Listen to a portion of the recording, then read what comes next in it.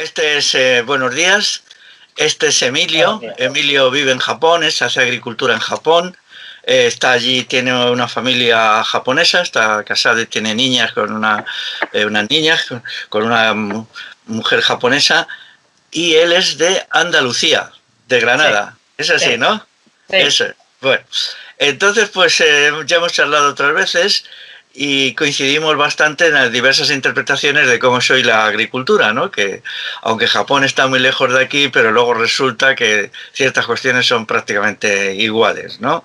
Despoblación rural, el mundo rural en manos de gente muy mayor, falta de gente joven, luego las diversas discusiones entre la agricultura, que si agricultura, permacultura, que si tal, que si cual, ¿no? Entonces Sí. él tiene, ¿cuánto tienes? 2 hectáreas dedicadas al arroz, ¿no? Sí, más o menos.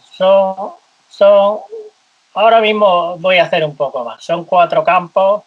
Cada campo tiene, ¿cuánto será? 10 áreas. Más o menos, aquí se dice nicho, eso. ¿Cuánto me sale? Hectárea. Pues 4 hectáreas ahora sí. Bueno, está bien, ¿no? Y con eso salís adelante la familia, que sois 4, ¿no? La familia sois 4. Somos 4, entonces con eso, bueno, el año pasado hicimos la mitad, ahora es que he ampliado los campos y tuvimos un poco menos que el año anterior. Tuvimos 5 sacos de arroz de 30 kilos y el año anterior habíamos tenido más, 7 Ya. sacos de arroz de 30 kilos. ¿Y qué variedad de arroz vosotros cultiváis allí? Uno que se llama Koshihikari, que es muy famoso de Niigata, que es la prefectura donde vivo, y está muy bueno, la verdad es que sí. Y es una variedad antigua, así que no está transgenizada ni nada, puedes guardar tu propia semilla. Ya, ya, ya. ¿Y prefectura qué quiere decir? ¿Equivalente a provincia aquí en... No hay una exacta traducción, pero digamos que Japón se divide en prefecturas y dentro de la prefectura habría como provincias. Y dentro de las provincias hay ciudades y pueblos. Y luego aldeas. Sí, sí, sí, muy bien. O sea que prefectura podría equivaler aquí a regiones, ¿no? Sí, más o menos. A regiones, ¿no? Por ejemplo, Andalucía es una región, Castilla-La Mancha otra. Sí. Entiendo. Bueno, pues para ir introduciendo a la gente que nos vea, ¿cuánta gente en tu mundo, para irla introduciendo en tu mundo, cuánta gente vive en tu aldea? Pues bueno, vamos a ver.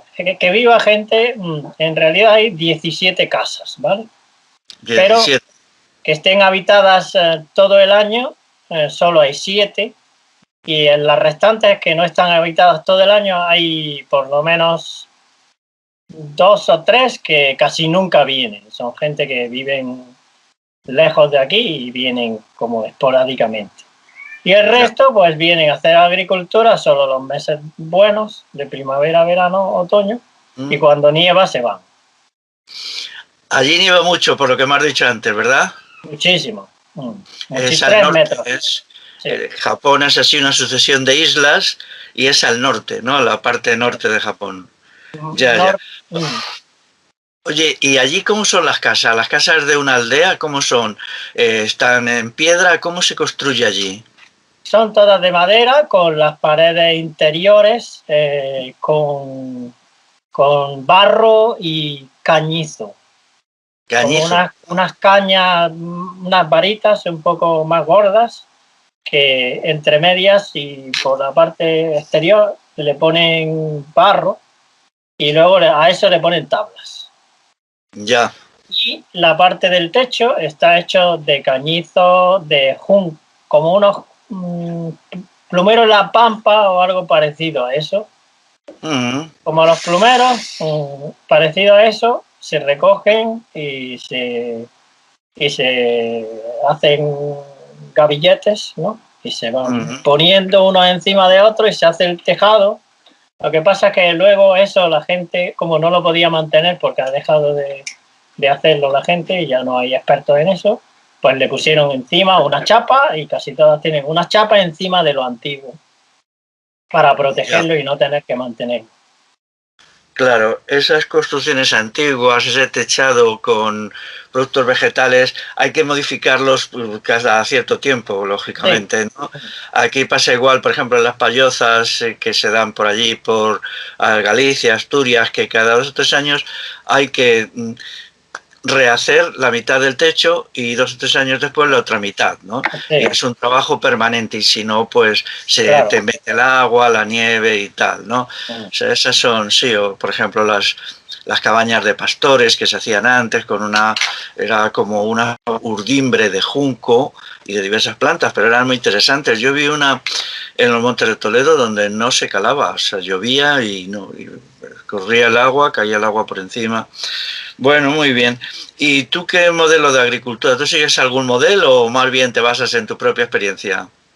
Bueno, un poco de todo, ¿no? Pero me guío por la agricultura regenerativa y intento hacer manejo holístico en la medida en la que puedo, ¿no?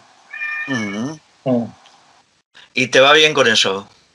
Ahora mismo me va bastante bien. Hombre, tiene uno sus procesos de aprendizaje, sus errores y tal, ¿no? Y sus grandes fallos y sus grandes éxitos, como en todo. Ya. Y ya sabes que, bueno, tú mismo me lo has comentado anterior en otras conversaciones que hemos tenido, el problema de la cuestión de la permacultura, ¿no? ¿Qué pasa con la...? Cuéntame qué pasa allí en Japón, porque yo siempre he hecho comentarios irónicos sobre la permacultura en vídeos, ¿no? Así un poquito... Tiene muchos seguidores, ¿no? O sea, que date cuenta que te van a criticar mucho con lo que vas a decir, pero... En fin, bueno, vamos a ver la permacultura aquí en Japón, ¿no? Pues casi como en todos lados, ¿no? Hay muchos fanáticos de la permacultura, sobre todo muchos seguidores de la permacultura que luego en realidad no es que hagan mucho, sino solo que les gusta, ¿no? Y luego hay unos cuantos que se organizan, se juntan y tal y cual y hacen como micronúcleos en los lugares en donde viven. Pero yo, sobre todo, lo que me dice la gente es que no se suelen llevar bien con la gente del lugar. Eso es un problema que le veo. Y luego son un poquito radicalizados algunos, ¿no? Y en realidad tampoco no siguen bien lo que es la permacultura en sí, sino que hacen como cosas extremas, ¿no? Y claro, un poco vegetarianos más de la cuenta, de los que debiera haber. Y no sé qué decirte. Un poquito como que no generan ningún ingreso con lo que hacen, sino que más bien se aprovechan de lo que es la permacultura en sí. Vamos a enseñarle a otros cómo hacer permacultura y con eso ganamos dinero. Pero en realidad la permacultura no les da dinero, ¿no? Sino es una serie de expertos que enseñan a los demás, ¿no? Pero luego no son expertos en nada porque no viven de eso, ¿no? Ese es el problema que yo le veo aquí. Claro. La permacultura, yo siempre lo he dicho, ¿no? Digo, bueno, cuando vea a alguien que vive de la permacultura, haciendo agricultura, entonces le trataré con respeto, ¿no? Pero, claro, no se puede vivir de los cursos, ¿no? O sea, es decir, la permacultura tiene muchas frases así rimbombantes, ¿no? Te dicen, vamos a hacer tal y cual, pero sobre todo cae bien a la gente de urbanita, ¿no? La gente urbanita, la que se lee libros de permacultura, pero luego cuando se va a la realidad de la producción, que es lo que importa, pues ya las cosas cambian, ¿no? Claro. O sea, hacen muchos cursos de permacultura y se creen que han entendido, ¿no? Y no han entendido gran cosa, porque la permacultura es un arte práctica y es un arte que se mide por los resultados, es decir, no vale de nada hacer un curso lleno de fraseología si lo que hay que ver son los rendimientos en la huerta, con los cereales, allí con el arroz o con el manejo del ganado si se tiene, y todo lo demás pues es una cosa que se queda ahí sin mucho interés. A mí de la permacultura, ya que estamos en el asunto, también me desagrada su falta de respeto por la agricultura tradicional, por las agriculturas que ha hecho la gente. La agricultura no se ha inventado hoy, tiene miles de años aquí en la península ibérica y supongo que más o menos en Japón igual, ¿no?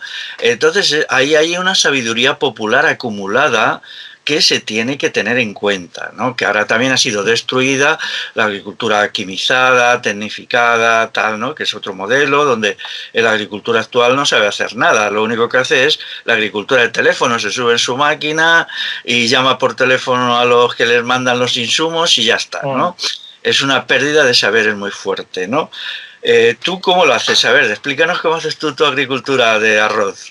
Una pregunta previa, un momento, para que la gente lo entienda. ¿Tú te manejas bien en japonés? ¿Entiendes a la gente, no, de allí o cómo?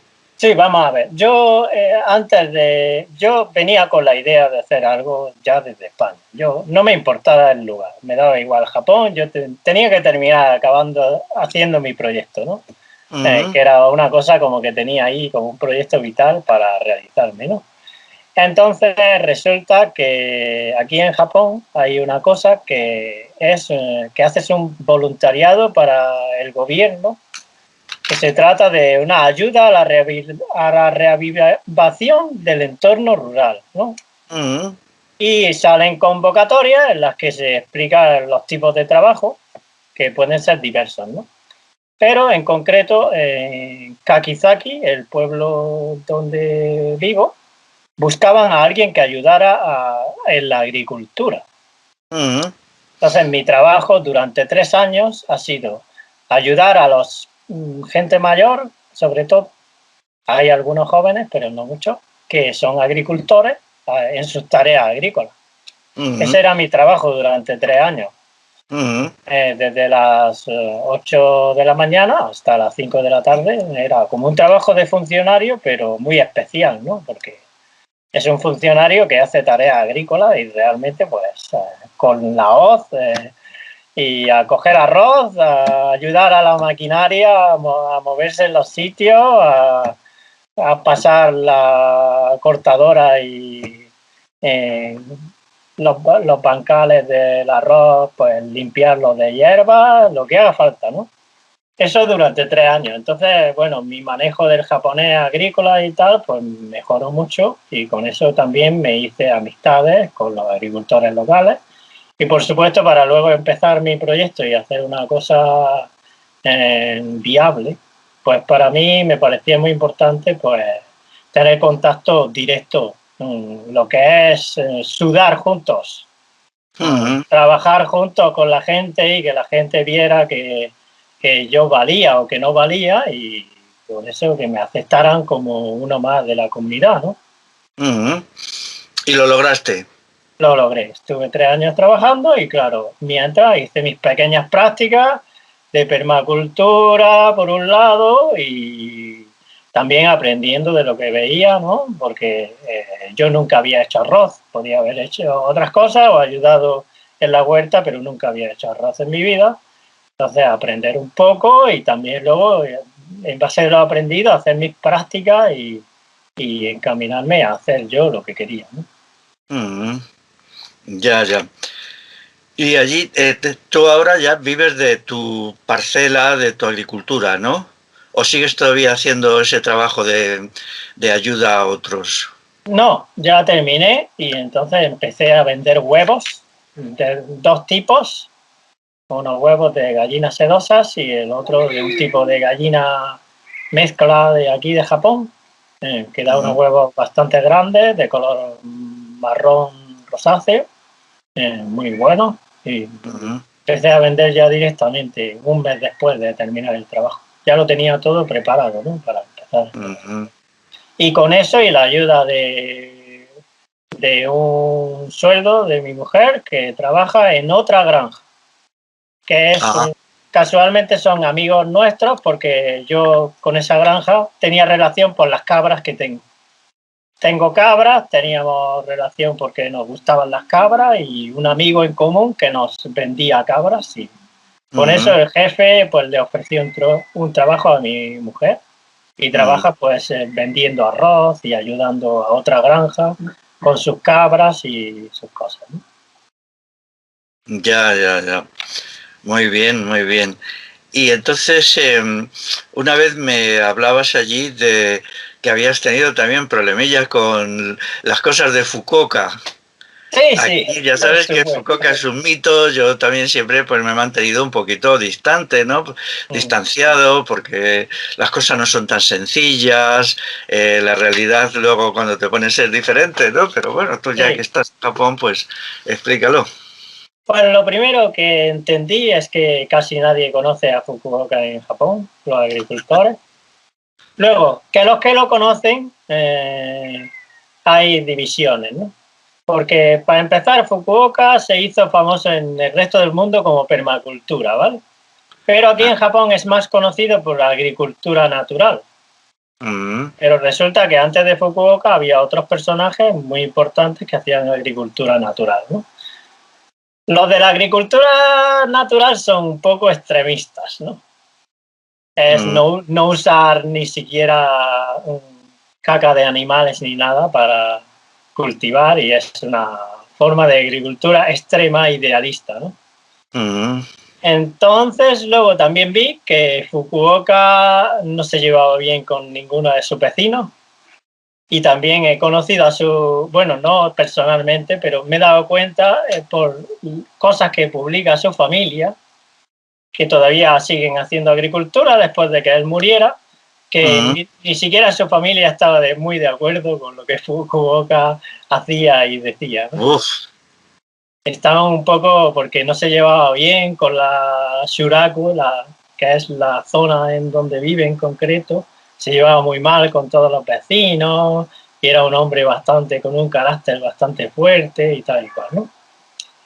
ah, Aparte de eso, pues yo, como fan de Fukuoka que era, pues llegué aquí y dije, el arroz de Fukuoka, que se llama Happy Hill, lo tengo que plantar. Y claro, pedí mis semillas, las conseguí por internet, mis semillas muy contento, y las planté un poco al estilo Fukuoka también. ¿Y cuál fue mi sorpresa? Que las semillas empezaron a brotar, ¿vale? mm. Pero brotaron y cuando eran así de pequeñas, de repente desaparecieron entre las hierbas y desaparecieron también, yo creo que por la temperatura, porque Ujú, son de una parte más caliente de Japón, que se llama Ehime, es una ujú, variedad local de allí, ¿no?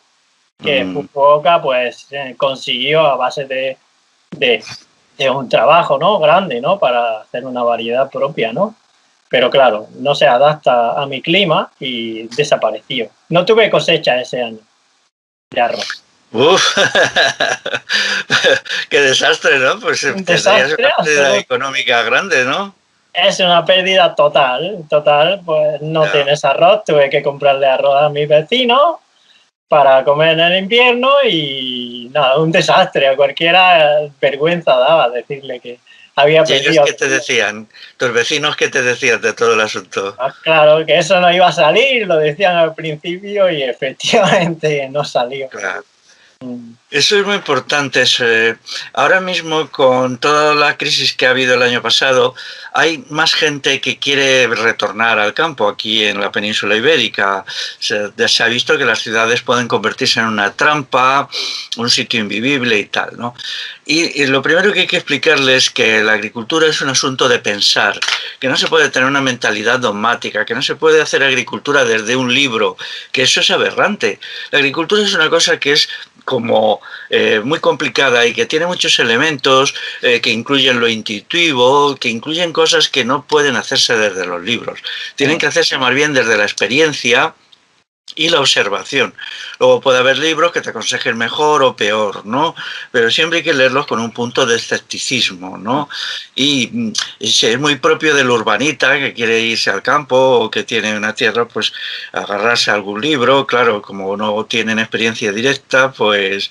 y es muy, muy interesante el trato con la gente te enseña, más que los libros es la gente, de ahí que para irse al campo lo primero que hay que tener es muy buena vida relacional, es decir, saber tratarse, aquí por ejemplo, que no te pongan la etiqueta de hippie, porque si te ponen la etiqueta de hippie los vecinos, ya las cosas van mal, entonces hay que procurar integrarte igual que tú hiciste allí, lo que tú en estos 3 años de voluntariado, tú lograste algo que es más importante a mi entender que nada, que es integrarse en la comunidad campesina local o comarcal, ¿no? Ese sería mi primer consejo para la gente que quiere hacer esto, ¿no? Y luego, pues bueno, si quieren leer libros está bien, pero con un cierto distanciamiento, ¿no? Y luego, ¿qué pasó después de aquel fracaso con los procedimientos Fukuoka? Pues bueno, esa había sido mi segunda cosecha. La primera cosecha había sido, por supuesto, imitando a la gente de aquí y había salido estupenda. Además, yo me cargué 2 camiones de caca de vaca yo solo y los palé y los eché y me salió estupendo, ¿no? Pero la segunda vez pues ya estaba como más emocionado, ¿no?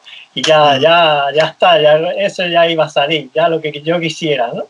Y claro, fallé. Y ya después, la tercera vez, pues volví a hacerlo con la variedad de aquí, que además es muy apreciada y tiene buena salida a venta, ¿no? Porque la gente la conoce, la quiere, lo quiere comer y, por supuesto, pues está muy bien. Claro. Y luego, además, en la agricultura hay condiciones concretas, es decir, en cada sitio hay unas condiciones dadas de características del suelo, de pluviosidad, de vientos, de temperatura, que determinan el desarrollo allí de las plantas, tanto de las silvestres como de las cultivadas, ¿no? Entonces eso tiene que tenerse en cuenta, entonces uno tiene que ir a pensar. Si el primer consejo es llévate bien con la gente de tu entorno, trátales con afecto, con respeto, en lo que no estés de acuerdo, díselo, pero díselo siempre constructivamente, ¿no? La segunda tiene que ser pensar en concreto, ¿no? Pensar en las condiciones específicas de cada sitio, porque incluso en las plantas silvestres, por ejemplo, el diente de león, ¿no? Los dientes de león aquí en la península ibérica, pues sí, pero son muy variados de unos sitios a otros. Hay muchísimas especies, subespecies. Esta planta silvestre que es tan útil para las ensaladas y tal, ¿no? Que ahora, como estamos en abril, pues es el mejor momento del diente de león, ¿no? Para consumo. Y eso sucede con todo. Y las condiciones locales son decisivas y hay que entenderlas desde la experiencia, Y no, claro, yo en realidad me opongo bastante a todas estas agriculturas de libro, ¿no? Porque me parece que llevan a la gente al lío. Bueno, y háblanos allá un poco con la permacultura, ¿no? Con tu experiencia con la permacultura en Japón. Pues bueno, me di cuenta que lo que es la permacultura, la gente que estaba en la permacultura, pues aparte de andar haciendo eso de hacer muchos cursos y tal, pues también me di cuenta que, por ejemplo, yo que hacía permacultura, si quería juntarme con ellos, ellos no quieren saber nada de ti, porque no eres un cliente.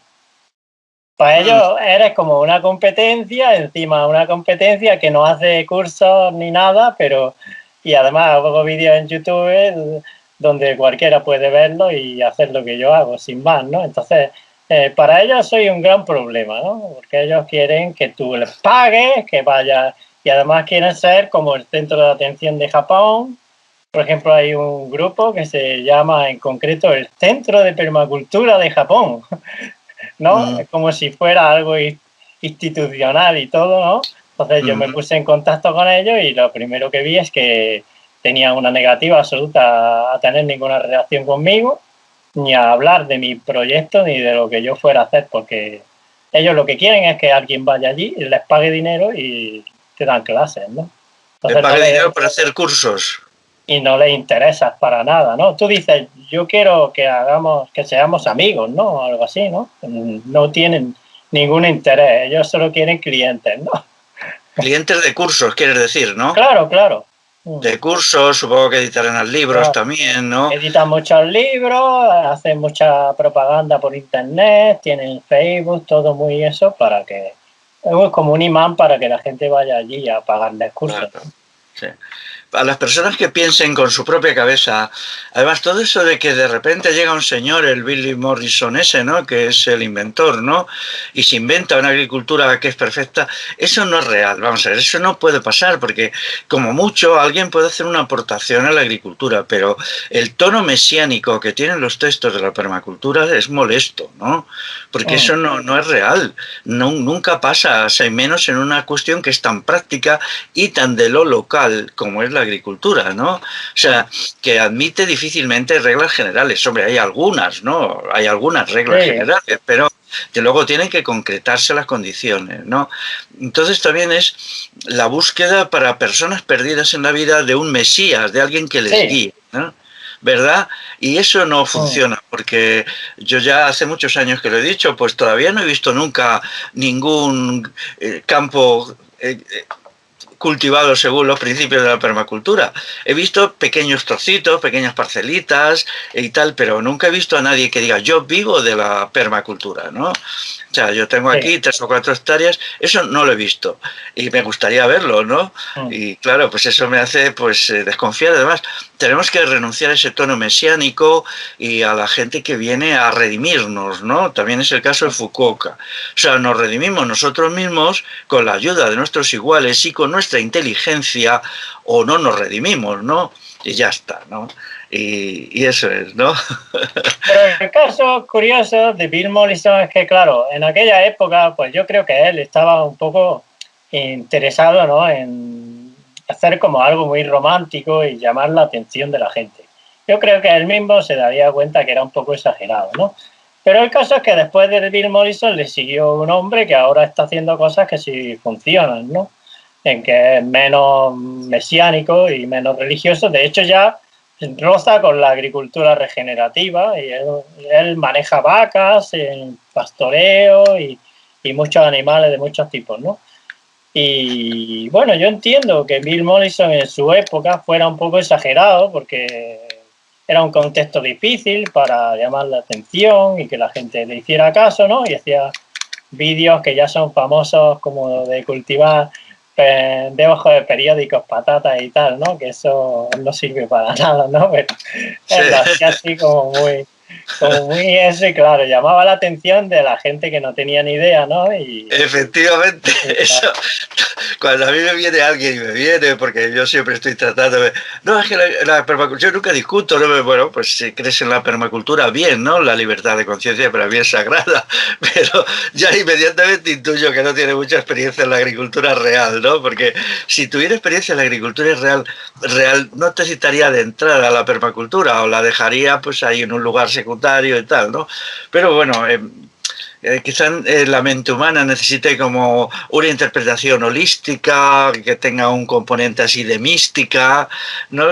Porque quizá mucha gente pues no se resigne, ¿no?, a que la vida humana pues tiene un componente a veces muy a ras del suelo, ¿no? sí. La agricultura tiene que ser así, claro, porque la agricultura se hace del suelo. Bueno, y entonces tú ahora con la gente, las organizaciones de permacultura en Japón no tienen ninguna relación estable, ¿o sí? No, el caso es que ahora yo últimamente estoy en una red social nueva que se llama Clubhouse y me ha invitado un muchacho que es muy famoso en la agricultura natural, ¿vale?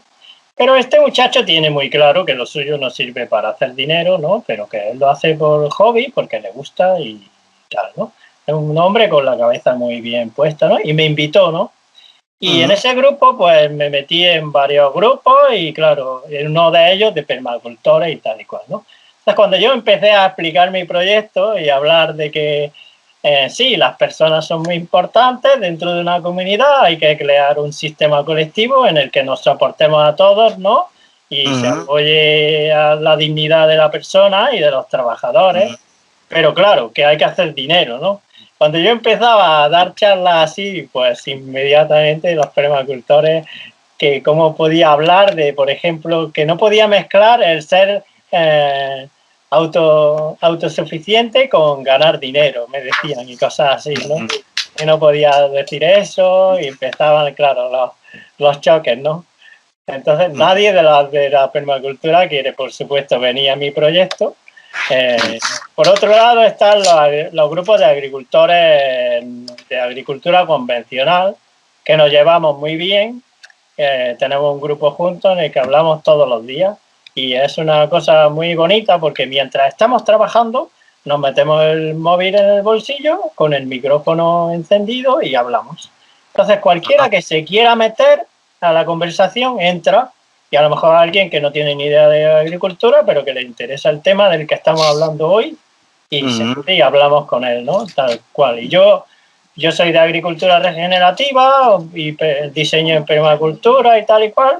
Otros son agricultores convencionales que usan incluso pesticidas y todo, algo con lo que yo no estoy de acuerdo, pero nos llevamos bien y hablamos de muchas cosas juntos y unos aprenden de los otros, y yo también lo veo como una forma de no tener confrontación, y que eso puede llegar a que si yo quiero un tipo de agricultura, qué mejor forma de llevarse bien con los demás y que los otros a lo mejor vean que lo mío funciona y que ellos pueden hacerlo, ¿no? Claro, eso es muy interesante, sí, claro, aprender unos de otros es decisivo, ¿no? Las conversaciones, qué ha sucedido, por qué este año me fue mal en esto, qué he logrado positivo, por qué tal, eso es muy importante, ¿no? Entonces esa es una gran lección. La agricultura, quien quiera hacerla, tiene que crearse, integrarse en un colectivo de gente, con lo cual llevarse bien, hay que cuidar las relaciones, hay que escuchar, hay que explicarse, todo esto, ¿no? Eso es una de las grandezas de la agricultura, ¿no? Que necesita equipos convivenciales, relacionales, es muy importante. Antes de seguir, Emilio, no sé si viste un vídeo que me hicieron. Tú eres de Granada, ¿no? Me dijiste, de Granada, de ¿no? Granada. ¿Has visto allí a la cooperativa agroecológica Ortiga con H? Sí, lo vi. Sí, bueno, me hicieron un vídeo y ellos pues bien, hacen sus cosas, incluso hacen todavía labranza con mulo, ¿no? Hacen de vez en cuando. ¿Qué te pareció? Me pareció bien, un vídeo bastante bonito. Tiene mucha ilusión la gente joven, eso. ¿Verdad? En Padul, sí, en el valle del, ¿cómo se llama? Lecrín, ¿no? El valle, sí. No, sí. Bueno, yo estuve por allí una vez haciendo una charla, presentando mi libro, pero hace años. Creo que alguna de la gente que creó la cooperativa conocía mi libro, sí. Bueno, son cosas bonitas, sí. Ellos hacen, me parece que me dijeron 60 cestas. O sea, 60 cestas quiere decir o medias cestas, luego tienen también medias cestas, incorporan mucha gente de joven, ¿no? El otro día uno de los chicos de allí me dijo que se había ido a Jaén y que estaba, o no, a Granada, a la Alpujarra, pero bueno, eso ya está más cerca de Jaén, y estaba ayudando en el proyecto del manzano con Rafa, que tienen cabras, y que se iba a quedar allí una temporada. Yo estuve una vez con Rafa, conviví con él, estuve allí una noche, escuché su proyecto y tal, ¿no? Bueno, son cosas interesantes, sí, que espero que a medida que vayamos haciendo cosas, vídeos y tal, la gente las vaya conociendo. Bueno, volvamos a Japón, volvamos a tu vida, pues, entonces ahora cuéntanos cómo es la agricultura que haces. Pues bueno, básicamente mi mayor tarea ahora mismo, digamos, lo que más me ocupa tiempo es cuidar animales, porque tengo 260 gallinas y 5 cabras ahora mismo, y luego pues los perros que guardan las gallinas, 3 perros, y ahora estoy haciendo pollitos para tener más patos. También tengo patos que luego los echaré al campo de arroz. Entonces, pues me dedico todos los días a recoger huevos, cuidar los animales, llevar los huevos al mercado. Es una tarea que consume mucho tiempo. Y luego, por supuesto, cuando empieza la primavera, empiezo a preparar los campos de arroz para poder llenarlos previamente, porque ocurre una cosa, que es que hay que ararlos, los campos de arroz, porque si no, no se llenan de agua. Porque ocurre una cosa, que es que si no se ara la parte superior y se pisa la parte que pisa el tractor, no se forma una capa de unos centímetros, que es la que hace que se quede el agua estancada en ese campo, ¿no? Tristemente, la vez que perdí el arroz también descubrí eso, ¿no? Que sin arar es imposible hacer un campo de arroz, ¿no? Luego, por supuesto, ya yo como le he hecho patos, pues ya no tengo que hacer nada más. No hago lo que hacen los demás agricultores porque el trabajo me lo hacen los patos, el deshiervado y el que no haya bichos. También, gracias a los patos, pues alrededores del campo de arroz los dejo que crezcan las hierbas todo el tiempo. Así tienen sombra los patos y también hace el efecto de atraer insectos beneficiosos y servir de cebo para los insectos que se puedan querer comer el arroz. Porque si no tengo hierbas, pues lo único que tienen es el arroz, entonces se lo comen el arroz, ¿no? Yo he visto que al tener las hierbas, pues hierbas muy suculentas, de hoja ancha y tal y cual, ¿no? Pues es mucha mejor comida que mi arroz, ¿no? Entonces luego también preparo los campos para la huerta. Como tengo mucho compost que hago yo mismo con las sobras del invierno, de los establos de las gallinas y de las cabras, pues eso lo composto todos los años durante 6 meses y ese compost lo voy añadiendo en plan así con agricultura regenerativa, las técnicas de echar una capa de compost. A veces pongo un plástico grande que me sobra de algún plástico que tapa pues cosas, maquinaria y cosas, ¿no? Durante el resto del año, pues luego lo pongo y hago que las hierbas no crezcan, luego le pongo compost y me pongo a plantar verduras según la temporada. Y luego también este año pasado tuve mucha suerte porque uno de mis pruebas y error fue cultivar maíz para las gallinas y además mezclarlo con una variedad de color negro que mezclar un maíz de pienso de animales con una variedad antigua de color negro japonesa y entonces lo que ocurrió es que al mezclarlo me di cuenta que los bichos no se comían la variedad negra y la variedad que había salido híbrida, los que tenían amarillo y negro mezclados en la mazorca tampoco se los comían los bichos. Entonces, este año siguiente voy a plantar esas semillas que he mezclado y conseguí tener, bueno, como era una prueba y error, pues no planté mucho, pero conseguí tener hasta febrero arroz de mi propia cosecha para alimentar a las gallinas todos los días. Arroz no, perdón. Maíz. Ese fue un gran éxito. ¿Estás contento con eso, no? Sí, sí. ¿Y cuánto maíz de esa variedad híbrida conseguiste? Pues he guardado como 3 kilos de mazorcas o así, pero luego lo volveré a mezclar y volveré también a comprar algunas mazorcas negras también otra vez. He guardado mazorcas negras y mezcladas, pero como era todavía poca cantidad, pues no tengo muchísimas semillas, ¿no? Pero volveré a hacer lo mismo, mezclarlo y a ver cómo surge. Ya. Claro, eso es el uso de la inteligencia analítica, es decir, la inteligencia que analiza la experiencia, corrige errores, se basa en la práctica, es la esencia misma de la agricultura, ¿no? En realidad de todo en la vida, ¿no? Porque en la vida avanzamos así, es decir, hay que tener mucho cuidado con la dogmatización, con las mentes teoréticas, porque te meten en un despeñadero, ¿no? Yo recuerdo un filósofo griego que se llamaba Sexto Empírico que nos decía, los libros de Sexto Empírico, es un filósofo del siglo II de nuestra era, que el dogmatismo nos ciega, que no nos impide ver el mundo, nos impide ver la realidad, hay que prevenirse frente a los dogmatismos de todo tipo, ¿no? Y entonces buscar elementos de análisis a partir de la experiencia. Entonces, tú fertilizas, podemos decir, los campos con el estiércol de las gallinas y los patos.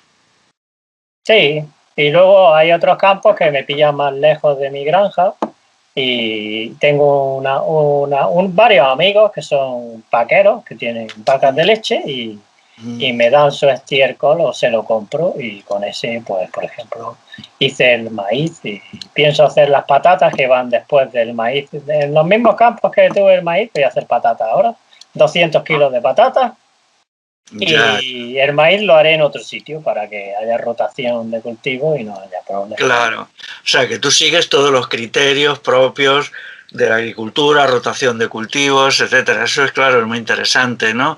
Está saliendo adelante con cosas que son ancestrales, la rotación de cultivos no es nuevo, ¿no? Lo Claro, que pasa es que ahora con la agricultura quimizada y tal, pues ya no se hace, ¿no?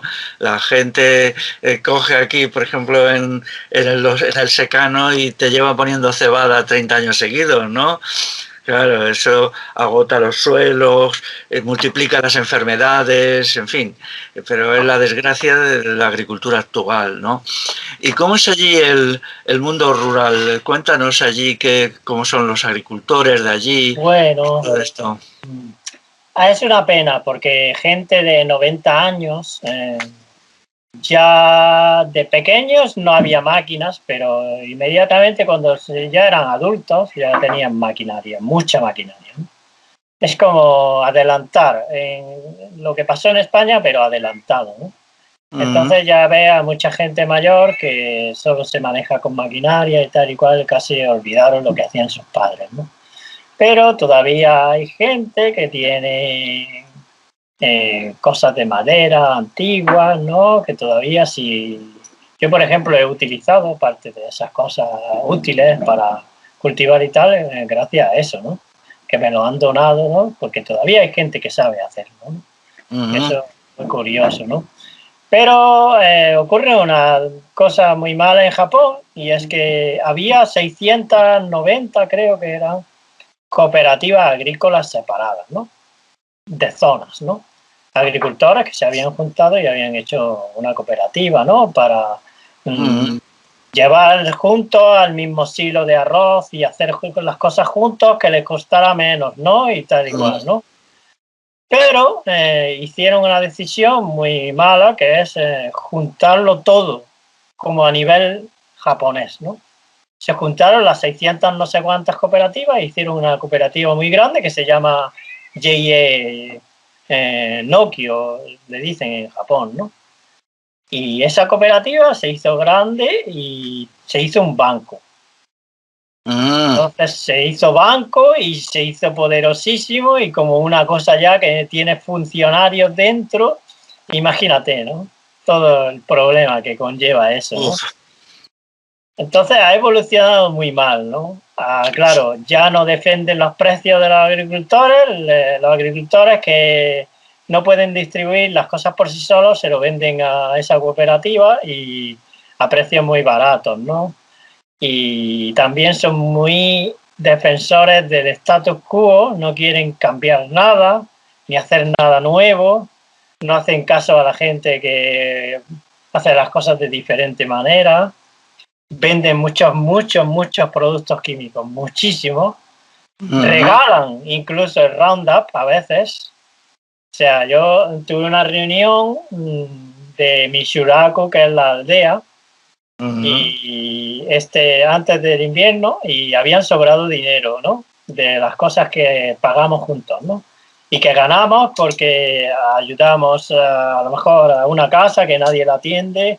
Entonces vamos allí y lo que es la provincia nos paga dinero a los que hayamos estado ayudando a que esa casa no se hunda con la nieve, por ejemplo, ¿no?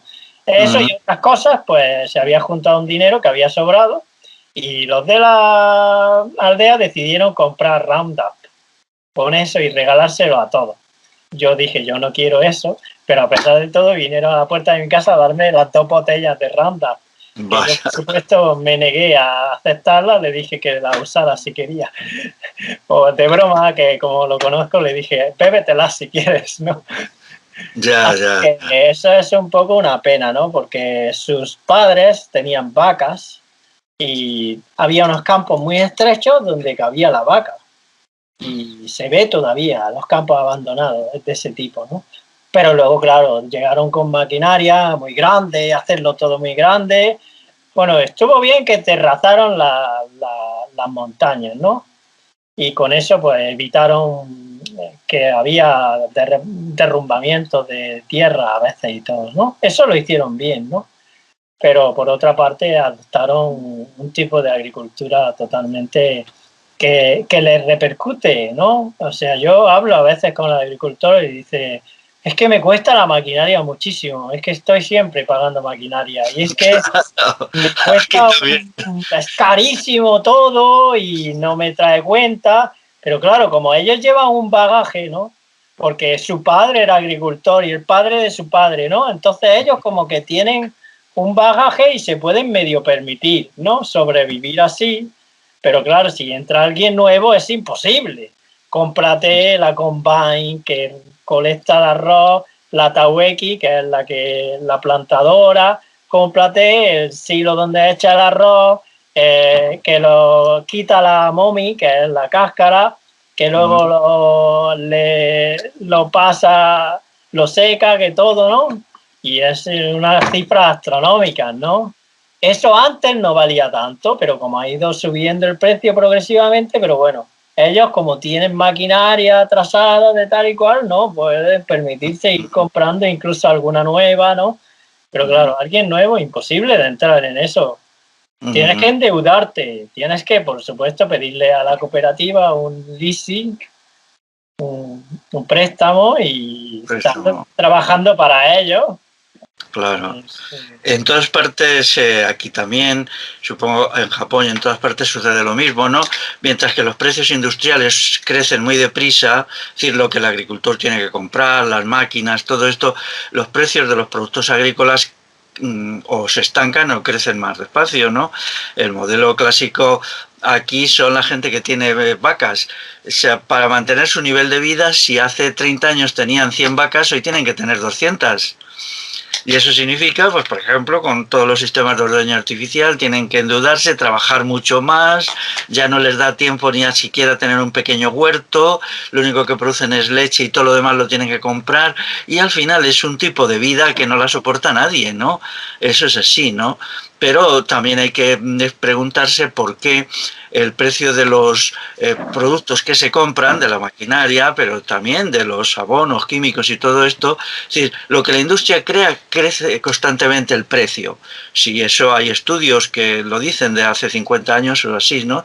De 50 años para acá crecen el precio. Sin embargo, los productos agrícolas, lo que se paga al agricultor, o está el precio estancado o incluso en algunos casos ha bajado, ¿no? O al ganadero, en el caso del vacuno. Y eso mete a la gente en una espiral destructiva, que es trabajar más, un trabajo cada vez más embrutecedor, más simplificado, menos variado, que era una de las cosas bonitas que tenía la agricultura popular, ¿no? Que hacían muchas cosas y entonces varias cosas, por lo menos, ¿no? Podías, por ejemplo, hacer cereal, pero también tenías huerta, también tenías un poco de ganado y en esa variación se descansaba, porque la mente descansa cuando cambia de actividad. Eso sí. Es una cosa muy y ahora, sin embargo, la concentración, la especialización en una actividad es agotadora, es destructivo psíquicamente, ¿no? Si encima eso se alarga en el tiempo, pues, y quien se mete en ese juego, aquí también pasó con las cooperativas que se hicieron sobre todo en los años 60, con el franquismo, cooperativas, por ejemplo, en los pueblos para vino, para cereal, para a veces leche menos, pero también para aceite, la cooperativa aceite, pues todo eso se acabaron convirtiendo en trampas, ¿no? En los cuales en realidad allí el agricultor de base no pinta nada y es un sitio que te compra el producto a unos precios que tú no controlas y que está vinculado a algún banco que es el que se lleva al final el beneficio, ¿no? Fue, en fin, una trampa. Durante un tiempo, hace 40 años o 50, tenían un cierto prestigio porque pensaban que iba a arreglar los problemas rurales. Hoy ya no. Hoy ya la gente los interpreta como una parte, digamos, de la burguesía comercial, del aparato de compra al agricultor para vender a las grandes superficies, y supongo que allí será más o menos igual, ¿no? Y además la gente joven ha huido. Todos los hijos de los agricultores pues no quieren. No quieren, lógicamente. Se huyen. Claro. Y van a las ciudades esa agricultura no la soporta nadie. Van a las ciudades a trabajar de asalariado o de lo que sea. Sí, sí, es que esa agricultura, claro, es... por ejemplo, gente que... yo conocí un caso de un hombre que tenía 600 ovejas, ¿no? Pues, y hacía la... entonces, ordeñar 600 ovejas con muchos sistemas mecánicos que tengas un trabajo brutal día a día, ¿no? Y es que no lo puedes dejar porque se te mueren las ovejas, es decir, son animales que ya están programados, tienen las tetas, no puedes llegar un día y decir, oiga, es que hoy es Tengo fiesta y no ganas. quiero, no lo haces porque al día siguiente tienes a la mitad de las ovejas enfermas, ¿no? Sí. O sea, y entonces, pues claro, cuando se ha visto esto, se produce una huida de la agricultura, ¿no? Una huida, luego la ruptura de los lazos entre las personas también, ¿no? Porque se creen que Sí. las máquinas hacen innecesario la ayuda mutua y no es verdad. Explica Eso eso. es muy terrible, porque ahora, como han visto que el campo se está quedando sin gente, a la gente de 50, 60 años le están vendiendo drones ahora. Es como la solución final. Para que atienda tu campo y lleve un seguimiento con todo tipo de sensores y no tengas que hacer nada. Se lo venden así. Un dron que está todo el día. Bueno, lo más curioso son drones que vuelan, ¿no? Y le echan pesticidas y lo que haga falta al campo, ¿no? Pero encima es que hay una cosa que me toca a mí porque han inventado un dron que es como, hace como si fuera un pato. Ah, un Entonces pato. tiene unas aspas que hacen como el movimiento de los pies de un pato para que haga el mismo efecto en el campo que si tuvieras patos. Ya ni eso, o sea, una cosa bonita que es tener los patos y vender a tus clientes que tienes patos ahí en tu campo de arroz, que es una cosa bonita de ver, ¿no? Y que pues, Claro. da una imagen positiva, ¿no? Al arroz que tú estás vendiendo, ¿no? Aparte de los beneficios que te traiga tener los patos, que luego además son carne para venderlos como carne después. Pues un Claro. pato que es un dron, es una lancha que tiene unas aspas y hace como si fuera un pato y es el pato dron en japonés, es increíble. Ya, claro, y sigue habiendo mucha gente que cree que la solución a los problemas son tecnológicos. No vamos a negar que la tecnología aporta soluciones a ciertas cosas, pero claro, Sí, no es el remedio, no es el ungüento amarillo, no es la solución a todo. Tiene que haber una combinación de diversas soluciones. Una puede ser tecnológica, otra es la relación con los vecinos, otra es la observación, no negar todo lo que se hizo en el pasado irracionalmente solo porque no sea moderno, ver las cosas en los lados negativos de lo que se ofrece ahora y observar a toda esta pobre gente que a mí me da pena, que está pillada, o aquí pues la típica persona que hace agricultura cerealista en secano, por ejemplo en Castilla, que tiene pues sus grandes cosechadoras y tal, ¿no? Y cuando hablas con ellos pues te dicen que cada año tienen que coger más tierras, bien sean compradas o en arrendamiento, están siempre endeudados, lo que decías, ¿no? Ellos siempre, cuando acaban de pagar la máquina ya se les ha quedado vieja y tienen que volver a sí. endeudarse. Y luego además pues los aperos que se añaden a las máquinas pues también son caros, o sea, todo Y las reparaciones máquinas, son muy las caras. reparaciones, el combustible, todo esto, ¿no?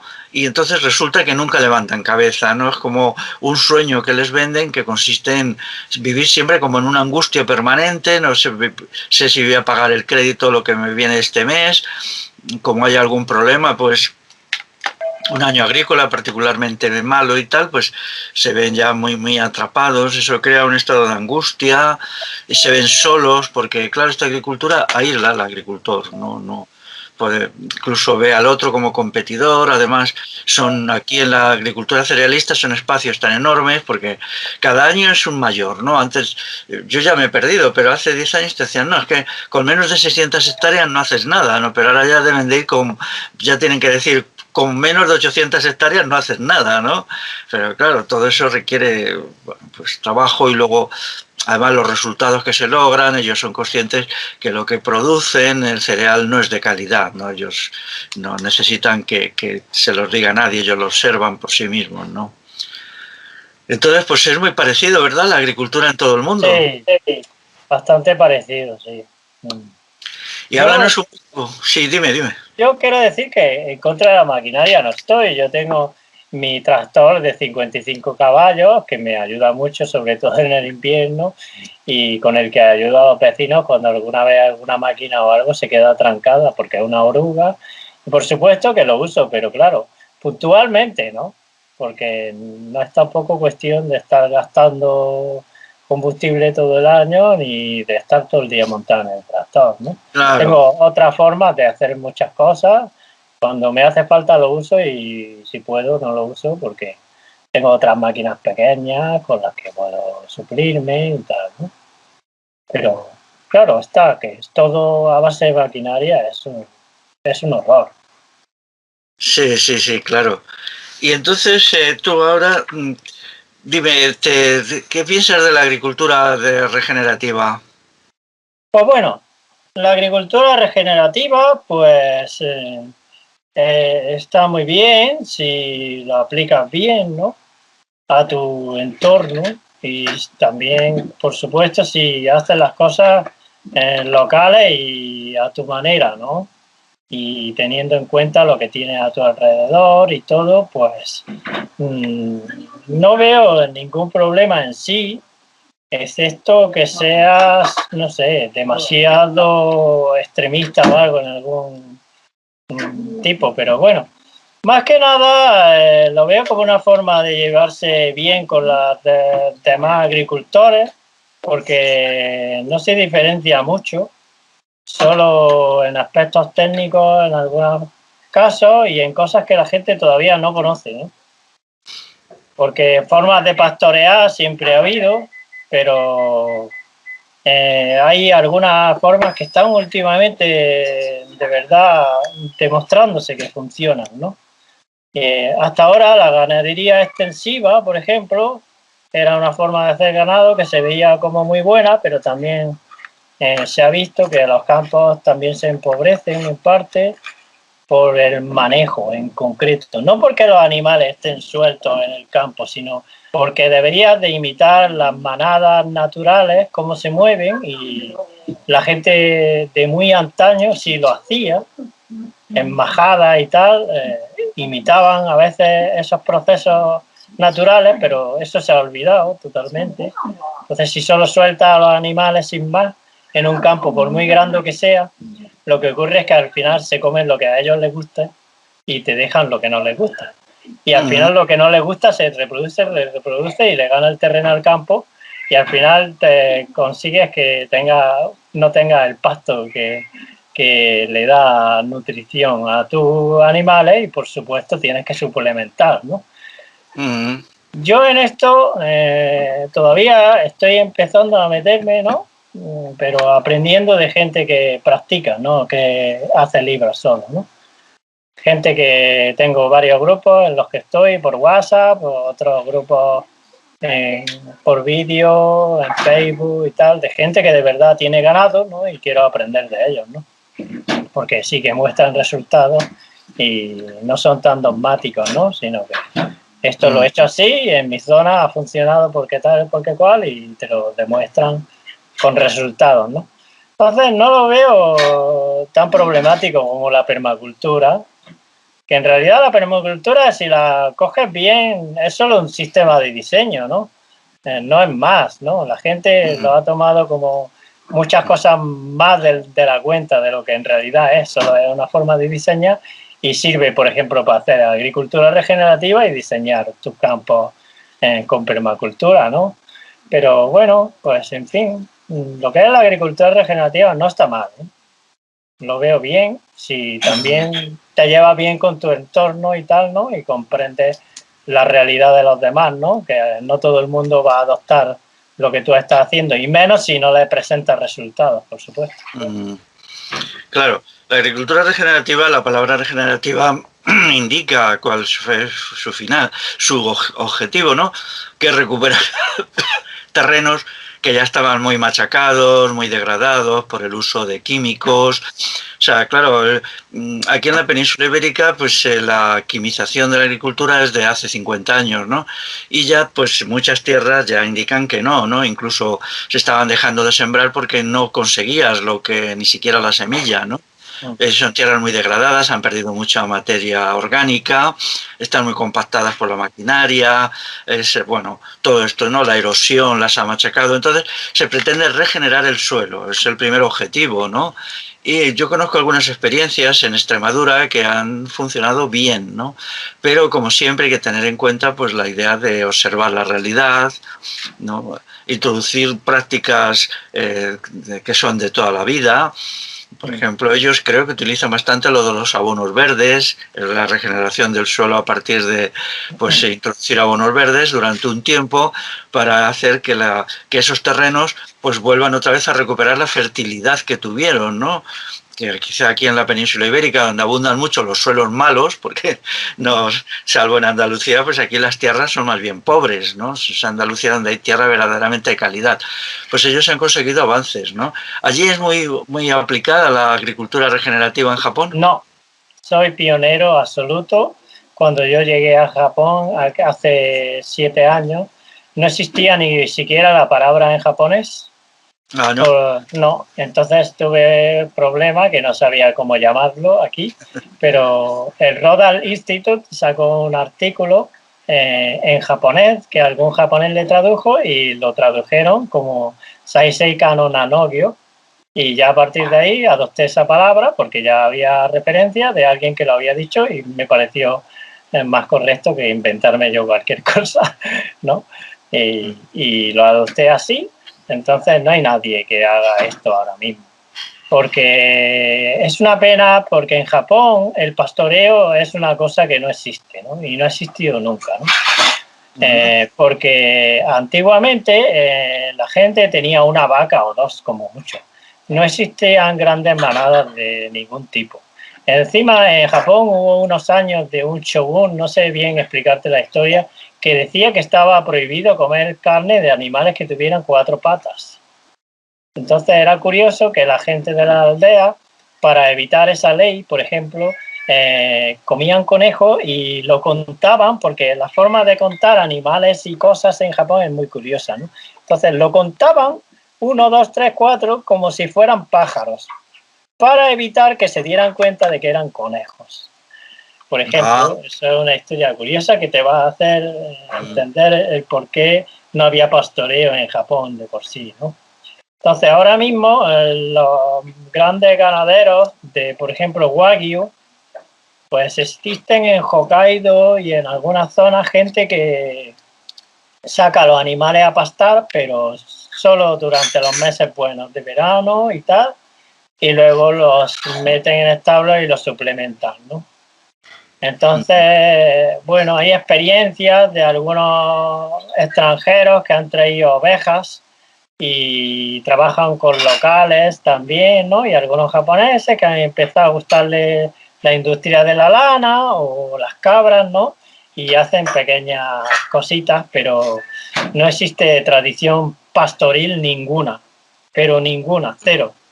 Se puede decir, ¿no?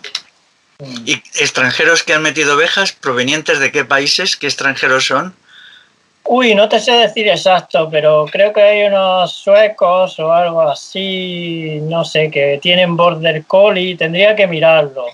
Se llama Omaha Border Collie o algo así, se puede encontrar por Facebook y ahí están. Sí. Aquí en el pasado había un dicho que te decían, todavía los viejos te lo dicen, que un dicho que dice, antes sin orejas que sin ovejas. Es decir, que antes te cortan las orejas que estar sin ovejas, porque las ovejas y las cabras proporcionaban, incluso, para mí, en muchos casos, eran más importante el estiércol que producían que incluso la carne y tal, ¿no? El estiércol, es decir, permitía el estercolado de los suelos, que se podía hacer por procedimientos directos, metiendo los animales, o indirectos desde los establos, llevarlo luego, ¿no? al campo. Siempre se hacía de las dos maneras, cuando se levantaba la cosecha de cereal, pues se metía allí las ovejas que comieran los rastrojos, y cuando cagaban y meaban sobre el suelo, pues eso lo fertilizaba. Pero luego también en los sitios en los encerraderos donde las ovejas pues pasaban tiempo, pues también luego se cogía ese estiércol, y así sigue siendo, ¿no?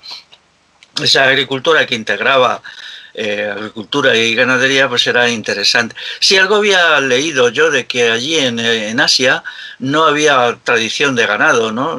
Sí, es algo que a mí me dejó atónito cuando lo leí, pero claro, no conozco suficiente la historia de Japón, ¿no? Ni suficiente ni nada, ¿no? Yo sé 4 cosas de la historia del Japón, pero supongo que tendrá algún motivo, alguna causa, ¿no? Pero bueno, ahora necesitamos estiércol, claro. Tú A mí mismo me dices resulta, que... perdona que te interrumpa, a No, mí no, sigue, sigue. me resulta como un poco un boicot hacia la gente porque Japón tenía hasta ahora muchos recursos pesqueros, pero se están agotando. Entonces, como la gente de Japón no se dé cuenta de que tiene que alimentar grandes rebaños de animales para alimentarse ellos, pues lo que va a pasar es lo que está pasando, que luego no pasan de traer carne extranjera y tal, ¿no? Y le venden la carne de peor calidad, por supuesto, ¿no? ¿Carne? ¿De qué país? ¿Dónde la De compran los América y de japoneses? Australia, muchísimo. Ah, de Australia, claro. Ellos les pilla relativamente cerca Australia, ¿no? América, muchísimo. Entonces, la cuestión es que aquí hay mucho verde, pero muchísimo. Es que si tú quisieras apacentar vacas, cabras, ovejas, lo que quieras, caballos, además ellos tienen sus propias razas de caballos que son muy bonitos, ¿no? Pues si tú quisieras hacer eso, es que el campo abandonado, además de gente que ya deja la agricultura y tal, se llena de hierbas enseguida. Es una cosa, es que es increíble, pero a pesar de estar tan lleno de hierbas y haber tantos recursos gratuitos, la gente tiene estabulada a las vacas todo el año, ¿eh? Pero incluso en zonas donde no nieva, como en la mía, ¿no? Porque si nieva está claro que en el invierno Claro. es imposible, ¿no? Pero es que hay zonas donde tienen todo el año a las vacas metidas en un establo, que no pisan la hierba nunca. Y les tienen dicho los de las cooperativas agrícolas que si a las vacas les da hierba, les da diarrea. Y oye, y se lo creen, tío. Es increíble. O sea, cuidado que les da diarrea. Que les da diarrea. Comprarnos a nosotros los piensos, Sí, ¿no? sí, comprando los piensos y en la materia seca de Australia, que lo traen, la alfalfa y todo eso, porque si les da a la vaca verde, les da diarrea, se ponen malitas, ¿eh? Increíble. Yo, Sí. cuando me lo dice un ganadero eso a mí, pues por supuesto yo no le digo nada, ¿no? Porque si no es una confrontación, porque ellos tienen creído eso así, porque si no, pues es como decirle, no, que es tonto, ¿no? Sería un gran problema para mí enfrentarme contra eso, porque es mucho dinero, su familia está implicada y están pagando toda una industria, pero es una familia que vive de eso y tal y cual. Imagínate si yo les digo Y el que... forraje lo llevan desde Australia, con los talejos, forraje de Sí, Australia. sí, sí. Madre mía, supongo que en grandes barcos, ¿no? Será un forraje ya semiseco, supongo, o seco, ¿no? Seco, alpacas de alfalfa traídas de Australia. Alfalfa. Te pone la marca, lo buscas en internet y Australia. Ya, ya, ya. Bueno, pues es triste que desperdicien un recurso local que allí podría ser importante, ¿verdad? Sí, y luego también que Hokkaido está visto como el lugar donde tienen vacas. Y el resto de Japón no sirve. Es una cosa que también me choca mucho, ¿no? Y lo tienen como muy metido. Como que es Hokkaido el único sitio donde tú puedes tener vacas. Imagínate que en España dijeran que solo se pueden tener vacas en Burgos y que el Ya. resto de las provincias no pueden tener vacas porque no va a funcionar. Y yo me quedo Ya. un poco como claro, ¿no?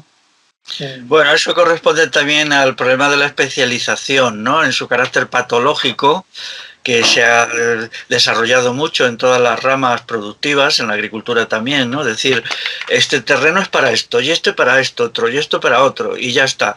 Que eso crea problemas muy graves, ¿no? Precisamente la agricultura necesita una no especialización para la regeneración de los suelos, ¿no?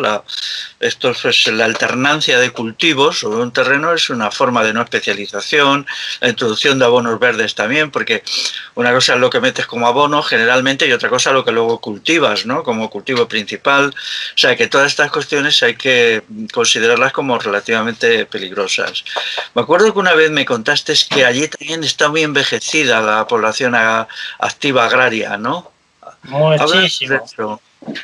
Pues te puedo decir que uno de mis mejores amigos, con el que hago cosas juntos a veces, que quiero hacer un corral de gallinas o algo y lo hago con él porque tiene un taller y es agricultor, pues tiene en torno a los 80 años. Y ¿Todavía trabaja? sí, todavía hace arroz, hace arroz y trabaja en la agricultura exclusivamente. Pues el jefe de mi aldea pues tiene 70 y tantos también. La persona más joven tiene 69. Todos hacen arroz. Ya. Exclusivamente arroz. ¿Y tú ahora también el estiércol de gallina lo manejas bien y todo esto, no? ¿De pato? Sí, bueno, el estiércol de pato tal cual cae, allí se queda en el campo de arroz. Y el estiércol de gallina, pues lo saco, lo mezclo con el de cabra, lo mezclo con materia vegetal, con residuos de cocina y también con residuos de la cáscara de arroz de los agricultores locales y lo mezclo tal y cual durante 6 meses, dándole vueltas y tal, y usando a las gallinas para que me ayuden. Y lo hago, pues, un buen compost negro, que es muy bonito. Nos lo decía porque la gente que nos escuche tiene que saber que el estiércol de gallina como estiércol es muy potente, es muy bueno, ¿no? Pero requiere unos ciertos procedimientos para su uso. Sí, aquí también ese saber se está perdiendo. Yo conocía gente que lo sabía hacer, ¿no? No se puede aplicar directamente, hay que mezclarlo, por ejemplo, con paja, etcétera, ¿no? Quiero decir que si alguien tiene gallina, tiene que gallinas, por ejemplo, y un huerto, pues tiene que saber que no puede directamente, ¿no? Tiene que tomar alguna medida. Fíjate, yo cuando era niño, mi abuelo, en mi pueblo, en Castilla, tenía palomas. Oh, qué bonito. Sí, y teníamos un palomar. Un palomar podía tener 300 nidos. Está bien, no era de los grandes, porque hay algunos en la tierra de campos que pueden llegar hasta 10.000 nidos. No, el nuestro era pequeño, pero aparte de que los pichones pues están buenos, se comen, pero también se buscaba mucho el estiércol de paloma, que era la palomina, ¿no? En castellano se dice palomina, ¿no? Y era muy valorado y eso pues se utilizaba sobre todo para los huertos, aquellas cuestiones, patatas básicas, ¿no? Patatas, repollos, en mi tierra se comía mucho repollo, y se formaba pues una agricultura interesante, ¿no? Y yo recuerdo que incluso los pichones se escabechaban. Había épocas en que las palomas ponen menos huevos, como las gallinas cuando el invierno, ¿no? Cuando las horas de sol son menos, pero en los tiempos mayores pues se cogían los pichones y se escabechaban, se metían en ollas grandes de barro y luego se utilizaban pues para comer, pero una olla podía tener 20 pichones allí metidos, escabechados, que producían unas proteínas muy interesantes, unas proteínas animales que eran casi gratis. Lo único que había que hacer era arreglar el techo del palomar, que el palomar era una pequeña casa en medio del campo, cada X tiempo, ¿no? Y eran procedimientos muy sencillos, daban muy poco trabajo y producían unos rendimientos muy interesantes. Ahora eso se ha perdido, solo en tierra de campos. Mi familia no era del este de Castilla, no de la tierra de campos, solo allí se están intentando rehacer algún palomar, con el inconveniente además que los pesticidas y herbicidas son letales para las palomas, ponen menos huevos, es más problemático, son más pequeñas. Me decía un agricultor de un pueblo de Palencia con P que las aves hoy son más pequeñas que cuando él era niño.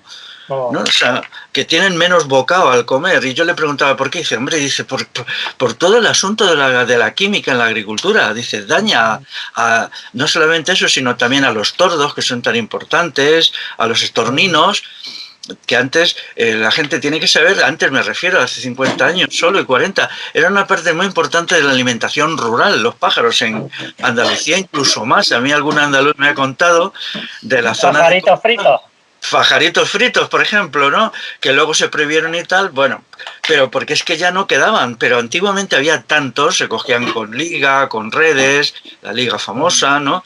Y tal, y eran una parte importante de la alimentación, pero es que había muchísimos, ¿no? Y no hacías ningún daño ecológico comiéndolos, al contrario, ¿no? Había demasiados, podemos decir, ¿no? Pues sí. ¿Hay tradición de comer pájaros en Japón? Bueno, los hombres mayores, algunos sí, pero ya no, ninguna. Antes sí, la gente comía un poco de todo, ¿no?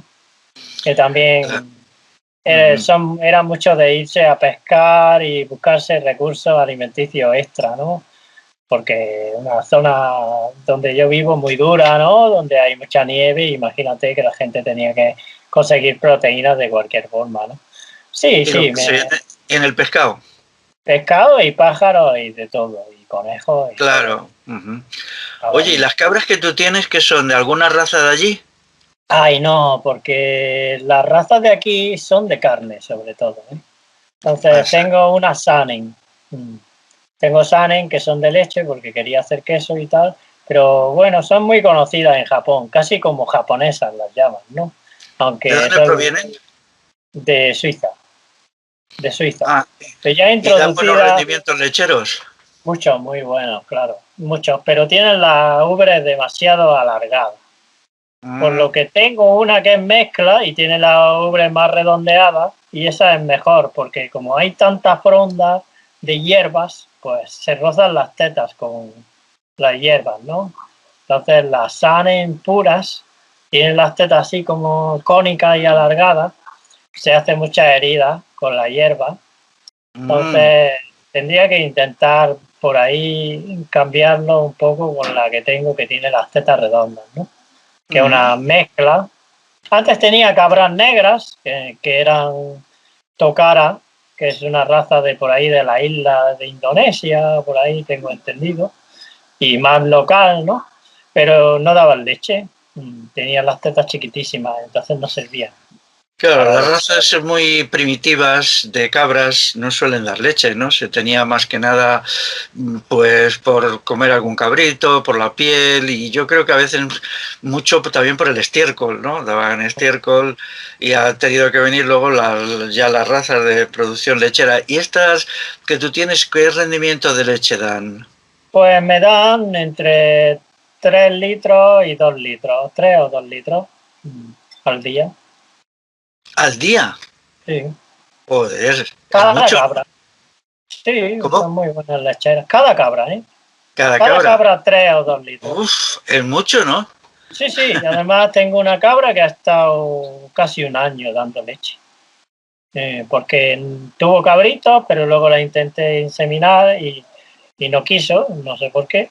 Y no le dio la gana, porque juntarle al macho lo junté, pero no hubo, parece que no hubo.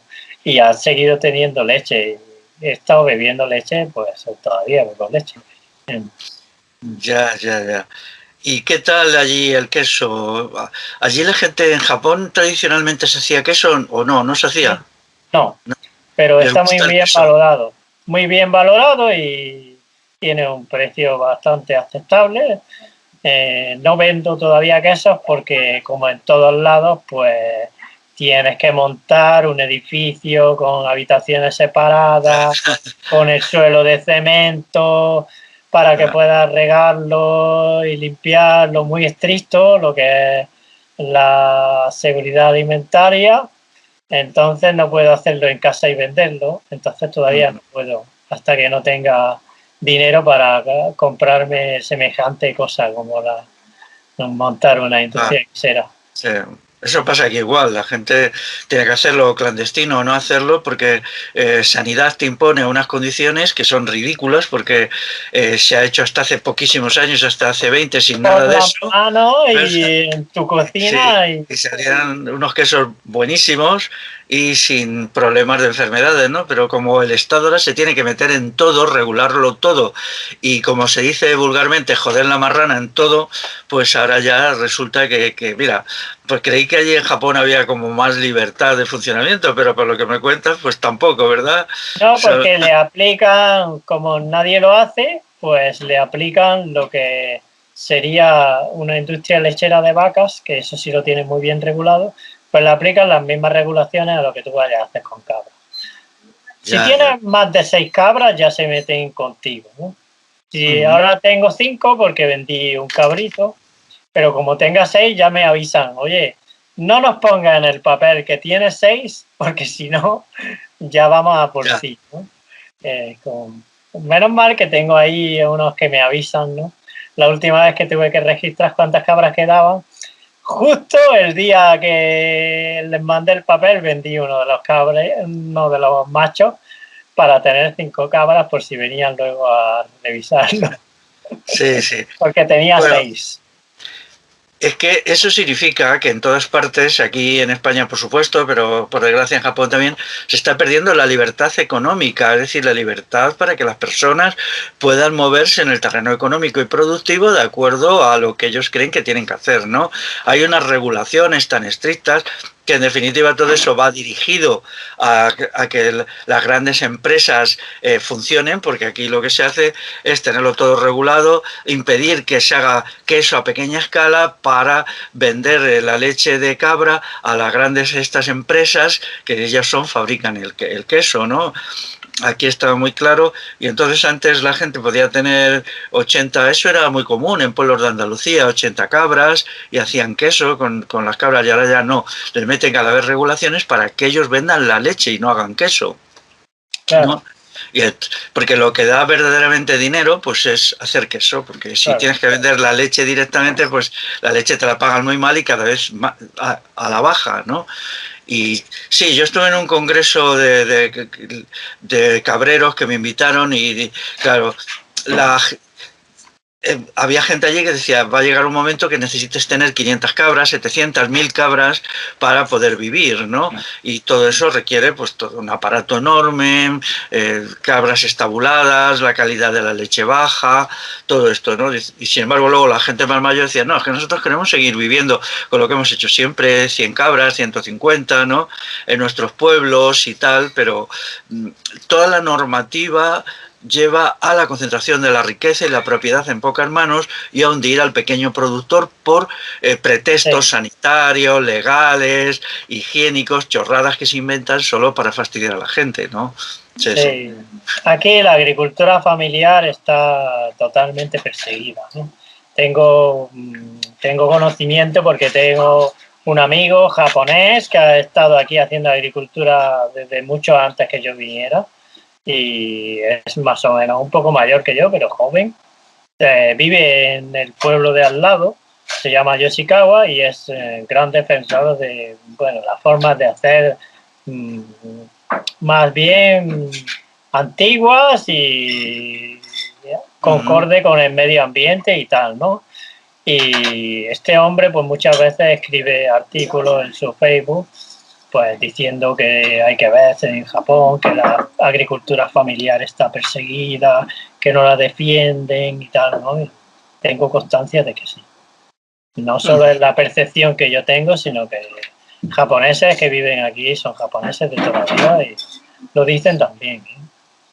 Claro, también hay que decir a quienes nos escuchen que la agricultura tal mecanizada y quimizada, yo entiendo que está llegando a sus últimos momentos, es decir, ya son 50, 60 años de abusos sobre la tierra, cada vez las variedades que se utilizan son más débiles, tienen una salud más floja, tanto las variedades de plantas como las variedades de animales. Por ejemplo, la degradación de los animales de granja es creciente, no pueden vivir sino con dosis crecientes de medicinas, es decir, son animales muy degenerados, los productos que dan cárnicos y lácteos son cada vez peores, porque son cada vez más artificiales, esas razas son cada vez más artificiales y sucede lo mismo con las variedades cultivadas, ¿no?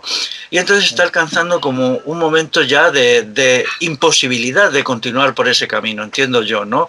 No quiere decir que vaya a ser mañana, pero quizá en 10 años, o 5 años incluso, 10, en algunos ya se ha alcanzado, ¿no? Y hay que volver a replantearse todo lo que es hoy la agricultura y la ganadería, es decir, empezar otra vez a decir, vamos a volver a pensarlo, porque este camino está agotado. El agotamiento de los suelos agrícolas es una de las expresiones, ¿no? La pérdida de fertilidad, que es creciente. La agricultura regenerativa surge de ahí. La agricultura regenerativa, pues ¿qué puede tener? 10, 15 años, es una cosa relativamente actual, ¿no? Sí, Gabe Brown fue el primero que acuñó el término, no sé, tendría que mirar exactamente la fecha. Se ha hecho famosa, vamos, yo la conocí hace 8 años aquí, a través de gente que venían de Iberoamérica, ¿no? Sobre todo colombianos, ¿no? Incluso hice un acto en Madrid con ellos una vez, ¿no? Una charla en un sitio. Pero detrás de eso está el problema de fondo. ¿Por qué ha surgido? Porque los suelos se están degradando. Es decir, los rendimientos, es decir, ya esto se sabe, para producir la misma cantidad de cosecha se necesita cada vez más insumos de abonos químicos, de herbicidas, de pesticidas, que no son gratis precisamente, ¿eh? Que no son gratis. Un uso más intensivo de la maquinaria y esto tiene que llevar a una situación ya que no se pueda mantener, ¿no? No sabemos cuándo, eso no se va a dar en todos los sitios a la vez, la agricultura es muy diversa de un sitio a eso no se puede olvidar nunca, ¿no? Pero yo creo que en algunos sitios ya se ha dado o está a punto de darse, y a partir de ahí, pues... Dicen que quedan 60 cosechas. ¿Cómo? Que dicen del movimiento de agricultura regenerativa que estipulan que quedan 60 cosechas en el mundo. Que después de 60 cosechas se va a producir una hambruna total. Ya, sí, hay un libro, yo le he citado mucho el libro, que es un libro de un entendido en agricultura de Estados Unidos, no me acuerdo el nombre, pero el libro se llama, la traducción al castellano se llama El hambre que viene. Y es un libro de una persona que entiende, es un libro gordo, lo que hace es estudiar pues cómo se está llegando a una situación que ya es inviable, pues la pérdida sobre todo de la fertilidad de los suelos, el agotamiento de las aguas, también aquí, por ejemplo, la caída de la capa freática cada vez está más profunda, ¿no? Porque se ha quedado un regadío artificial, irracional, ¿no? Que está agotando los acuíferos, por lo tanto los ríos superficiales, la gente tiene que saber que los arroyos nacen de los acuíferos, ¿no? Es un acuífero el que llega a la superficie y crea arroyos. Si los acuíferos están muy bajos, no hay arroyos y se produce entonces una destrucción medioambiental enorme y una pérdida de fertilidad, ¿no? También pérdida de fauna, de flora. Ya sabes que yo he trabajado bastante en la alimentación con plantas silvestres, pero claro, muchas plantas silvestres necesitan un mínimo de humedad, se dan en sitios relativamente húmedos. Si eso no se da, pues ahora los intentos que estamos haciendo de promover la alimentación con plantas silvestres. Ahora vamos a sacar 2 libros nada menos sobre eso, plantas silvestres comestibles. Uno con 24 plantas, las más facilitas de todas, o sea, para que la persona que no entienda las pueda reconocer y las pueda utilizar, ¿no? Como alimento, pero también a veces incluso como medicinas, ciertos tipos de medicinas, ¿no? Para ellos, para los animales, para el ganado. Pienso, por ejemplo, en el llantén, una planta que el ganado, cuando se automedica, sobre todo el ganado vacuno, busca llantén y lo come, ¿no? Lo come tal. Y bueno, todo esto pues nos aproxima a una situación ya inviable. Es decir, cuando se alcance, pues... Y entonces ahí habrá mucho que aprender pues de los modelos de agricultura de toda la vida, de la agricultura regenerativa. Habrá que también replantearse la cuestión de la maquinaria, es decir, qué maquinaria es realmente útil y cuál lo único que pretende es explotar al agricultor, ¿no? Porque yo entiendo que hay mucha maquinaria que luego sus usos reales pues son dudosos, pero la pasta que paga la gente por ella no lo son, ¿no? Y entonces demasiado grandes, demasiado pesadas, demasiado agresivas, ¿no? Sí, y tenemos ahí que estar preparados cuando eso llegue para hacer aportaciones que tienen que ser de la experiencia, como haces tú, Emilio, no desde las teorías, ¿no? Las teorías tienen que, digamos, subordinarse a la experiencia. Y eso, pues nada, me satisface mucho hablar contigo. Vamos a colgar este vídeo y otros que vayamos haciendo más adelante. A ver si hacemos luego más adelante algunos sobre el cultivo de arroz. Aquí también se cultiva arroz bastante. En Andalucía, por ejemplo, ya sabes que toda la zona de las marismas, ahí se metió el arroz, pues eso se metió por los años 50, antes no se hacía ya arroz. El arroz estaba en el País Valenciano, pero ahora sí. No tengo los datos al día, pero hace poco hablé con una mujer de Sevilla que me contaba de esto, ¿no? De las marismas, pues se metió el arroz y puede ser que haya gente que le interese otro modelo de cultivo de arroz que no sea tan brutal, con tanta maquinaria, tantos insumos, tantos gastos, y luego para conseguir productos que en calidad son mediocres. Eso lo sabemos todos, ¿no? Yo creo también que hay que devolver a los animales al campo y no separar tanto ganadería y agricultura. Porque Claro. si tú bien hablabas de las plantas silvestres han sido exterminadas por semillas nuevas que le decían a los ganaderos que tenían que sembrar para multiplicar su producción. Todo en base a productos de estrella que se suponía que le iban a dar mucho dinero y lo único que hacía es degenerar la flora local y hacer que tuvieran que pagar por semillas, una cosa que no tenían que hacer si se lo dejaban pastoreando y tenían periodos de descanso en las zonas y tal, ¿no? Que es la sabiduría antigua de reales pastores del pasado, nómadas, ¿no? Eso se cambió por plantar semillas y claro, destruyeron la flora también, entonces supongo que también tiene mucho que ver eso, el dejar de tener animales en el campo como se hacía antes y el dejar a las plantas silvestres que no son malas para el ganado, por supuesto. Así que... Muy bien, pues lo vamos a tener que dejar aquí, Emilio. Vale. Seguiremos teniendo de vez en cuando conversaciones, algunas ya así más centradas en temas específicos, ¿no? Yo estoy seguro que las aportaciones tuyas, que son muy interesantes, la gente tiene que saber, pues que vosotros sois 4, tú tienes 2 hijas, ¿no? Sí, un hijo y una hija. Ah, ¿qué edad tienen tu hijo pues y tu hija? 14 y 12 años. Ah, y entonces, pues sé que os alimentáis los 4, salís adelante con estas ideas sobre agricultura, que son muy interesantes y que quizá, pues, aquí en España y también en Japón, claro, haya gente que al escuchar todo esto se anime, ¿no? Y vaya a hacer agricultura con una mente más abierta, menos dependiente de los libros, más ligada a la vida relacional con la gente que está en el campo y que luego, pues, se arriesga un poquito. Tú también te arriesgaste a lanzarte a esto. El riesgo es necesario, hay que atreverse, hay que tener valentía, hay que vivir la vida con valentía, ¿no? No buscar lo seguro, pensar por uno mismo, no hacer lo que te dicen pensando que con eso ya no te va a pasar nada, porque al contrario, si te dejas llevar por consejitos y cositas, pues acabas con una deuda de las narices y pagando mucho dinero durante mucho tiempo y metido en un tipo de trabajo que no lo soporta nadie. La prueba es, como decíamos antes, pues que muy pocos agricultores tienen renovación generacional, sus hijos y sus nietos no quieren ser agricultores. Huyen, sí. Y eso es muy triste y entonces para que eso no suceda tiene que haber como una revolución en la manera de entender la agricultura, la ganadería, la alimentación con plantas silvestres y todo el manejo silvícola también tan importante, ¿no? El manejo del bosque, ¿no? Que también está hecho polvo con criterios exageradamente productivistas que han creado pues bosques artificiales que no son bosques reales, son plantaciones forestales, ¿no?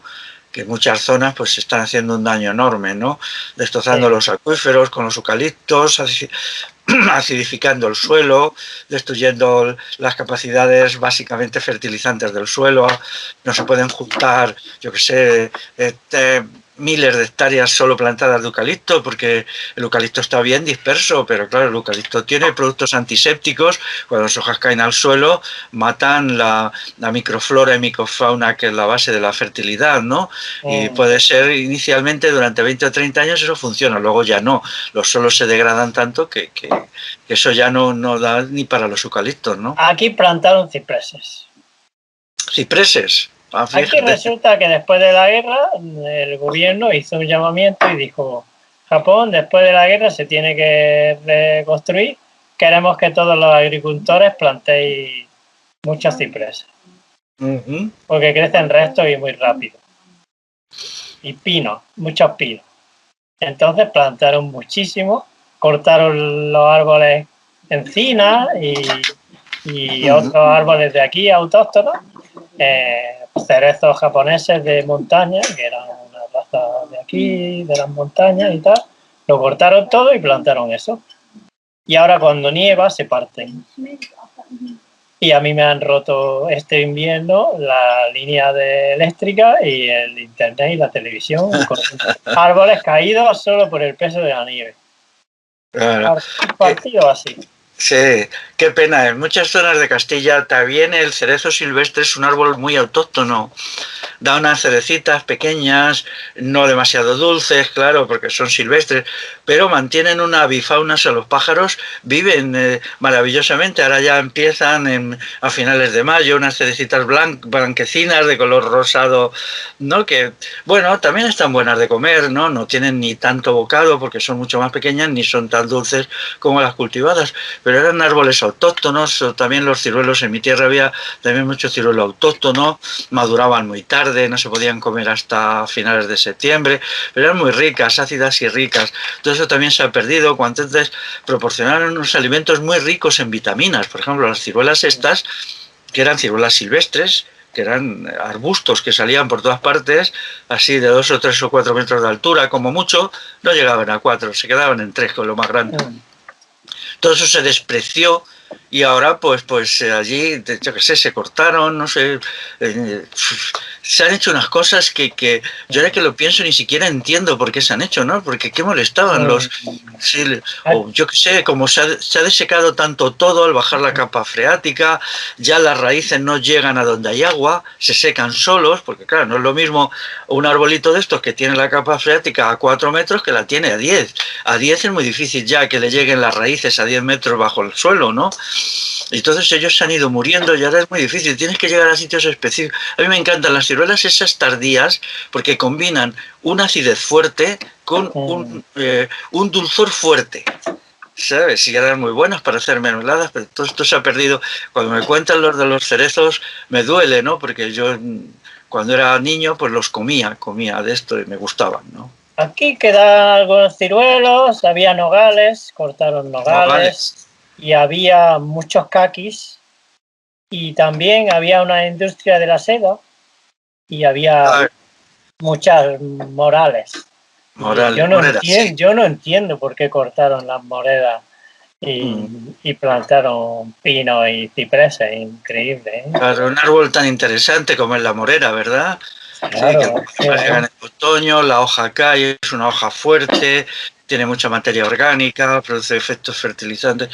Bueno, pues esto, el viento de locura que ha dominado en los últimos 50 años en todo, porque fíjate si está Japón lejos de aquí, nos encontramos casi con los mismos problemas, ¿no? Sí. Entonces es un viento de locura que ahora ya está alcanzando sus últimos momentos y pues tenemos que pensar ya en elementos sustitutivos, ¿no? Elementos sustitutivos para poder seguir alimentando a la humanidad en todos los países. Muy bien, Emilio, pues lo vamos a dejar aquí. Vale. ¿De acuerdo? Pues nada, muchas gracias, Félix. Estupendo, muchas gracias por el día de hoy. Tu conversación es muy agradable. Me alegro mucho de haberte visto otra vez. Venga. Claro que sí.